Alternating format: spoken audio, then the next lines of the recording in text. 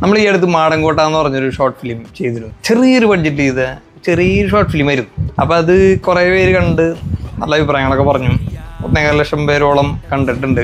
നമ്മൾ അതൊരു ചെറിയൊരു ഫോൺ വെച്ചിട്ട് ചെയ്തൊരു ചെറിയൊരു പരീക്ഷണ ചിത്രം എന്നൊക്കെ പറയാം. അപ്പം അത് ഈ 1,500,000 പേരൊക്കെ കാണാമെന്ന് പറഞ്ഞാൽ ഞങ്ങളെ സംബന്ധിച്ച് അത് വലിയൊരു സംഭവമായിട്ട് തോന്നുന്നു. കാരണം എല്ലാവർക്കും അറിയാം, ഇപ്പോൾ നല്ല ക്വാളിറ്റി ഷോർട്ട് ഫിലിംസ് ഒക്കെ ഒരുപാട് വിഷ്വൽ ക്വാളിറ്റിയിലൊക്കെ ഒരുപാട് ഷോർട്ട് ഫിലിംസ് ഇപ്പോൾ വരുന്ന ഒരു സമയമാണ്. അപ്പോൾ അതെന്തായാലും ഇത്ര പേരിലേക്ക് എത്തി എന്ന് പറയണത് തന്നെ വലിയൊരു സംഭവമായിട്ട് കാണുകയാണ്. അപ്പോൾ അതിൽ കുറേ കമൻറ്റുകൾ വന്നു, രണ്ടാം ഭാഗം രണ്ടാം ഭാഗം ഉണ്ടോ, അങ്ങനെ കുറേ കമൻറ്റുകൾ, രണ്ടാം ഭാഗം പ്രതീക്ഷിച്ചുകൊണ്ടുള്ള കമൻറ്റുകൾ.